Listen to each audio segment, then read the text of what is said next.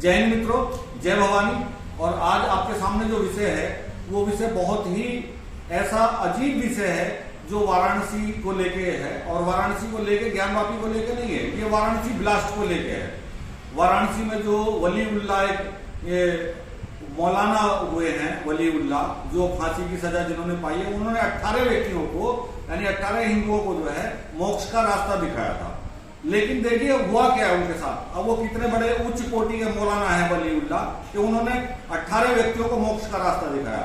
लेकिन हमारी जो भ्रष्ट न्याय व्यवस्था है, गाजियाबाद की कोर्ट ने क्या किया है, उनको फांसी की सजा सुना दी, उनको उम्र कैद की सजा सुना दी। मतलब देखिए आप, इतने महान व्यक्तित्व को, वलीउल्लाह जैसे महान व्यक्तित्व को, जिसने मात्र 18 लोगों को मोक्ष का रास्ता दिखाया, उसको जो है हमारी न्याय व्यवस्था ने फांसी की सजा सुना दी। तो मैं समझता हूं हमारी जो न्याय व्यवस्था है कहीं ना कहीं अन्याय करती जा रही है और इन शांति दूतों के खिलाफ विशेष रूप से अन्याय कर रही है। क्योंकि ये जो भी कर रहे हैं भाई, ये कर क्या रहे हैं, ये सनातनियों को मोक्ष का रास्ता ही तो दिखा रहे हैं। कभी 10 को दिखाया, कभी 20 को दिखाया, कभी 50 को दिखाया। लेकिन मोक्ष का रास्ता दिखाने वाले को तो इनाम दिया जाना चाहिए। लेकिन इनाम देने की बजाय भारत का जो न्याय व्यवस्था है, जो सरकार है, उसको सजा का पात्र बना रही है।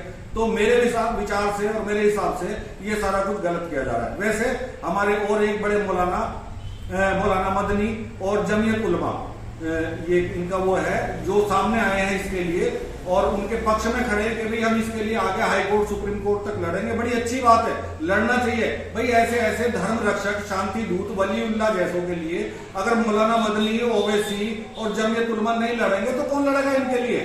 तो मैं इन लोगों से विशेष रूप से कहना चाहता हूं, मदनी जी से, कि भाई साहब इस तरह के जितने भी धर्म रक्षक हैं जो ये हिंदुओं को मोक्ष का रास्ता दिखा रहे हैं, उन आप सबके लिए लड़ें। कोई भी ऐसा व्यक्ति ना छूट जाए, चाहे वो अफजल गुरु हो, चाहे वो वलीउल्लाह हो, चाहे वो अजमल कसाब हो, जितने भी इस तरह के ये बेचारे धर्म रक्षक हैं, आप इनके लिए लड़ें। क्योंकि इस्लाम सिखाता है कि शांति दूतों के लिए लड़ना हमारा धर्म है, हमारा कर्तव्य है, मजहब है, यही इसका है हमारा। तो इसलिए आपको लड़ना चाहिए। और आपसे मेरा विनम्र निवेदन है कि आने वाले समय में, अभी जैसे कानपुर में जहां जहां भी ये लोग शांति दूत अपना ये काम कर रहे हैं, चाहे वो करौली हो, कैराना हो, कहीं भी हो, आप इनके लिए लड़ें। और यदि किसी सहायता की आवश्यकता पड़ती है तो उसके लिए भारत सरकार आपके साथ खड़ी है, आपको वो सहायता भी मिलेगी। दूसरा, अभी आपने देखा होगा कि सिविल जज जो है रवि जी, उन्होंने लखनऊ की खंडपीठ में ज्ञानवापी पे जो अपने बयान दिए हैं, जो फैसला सुनाया है, उन शांति दूतों ने, वो भी इसी उसके श्रेणी के शांति दूत हैं, उन्होंने कहा रवि कुमार को जो है मौत के घाट उतार देंगे। मतलब उनको इनाम स्वरूप जो है, क्योंकि उन्होंने फैसला दिया है उस पर कि भाई ये जांच की जाए, जो भी जांच में सब तथ्य सामने आए हैं वो तथ्य उन्होंने सामने रखे हैं। तो उसमें इन शांति दूतों ने इनाम स्वरूप उनको जान से मारने की धमकी दी है और दी जा रही है। उसमें एक विशेष जो इनकी एक आगाज मूवमेंट है, इत्तेफाक क्या है, वो उस मूवमेंट ने जो है इनको धमकी दी है कि भाई अगर ऐसा नहीं हुआ तो हम ऐसा कर देंगे। मतलब एक धमकी दे के आप सच को झूठ और झूठ को सच साबित करवाना चाहते हैं। तो ऐसे जितने भी धर्म के रक्षक हैं, जितने भी मजहब के रक्षक हैं, मैं उनको नमन करता हूं, उनको शीश नवाता हूं कि भाई साहब आप अपने कार्यों में लगे रहे, आप बिल्कुल धर्म क्षेत्र में बिल्कुल सही राह पे जा रहे हैं।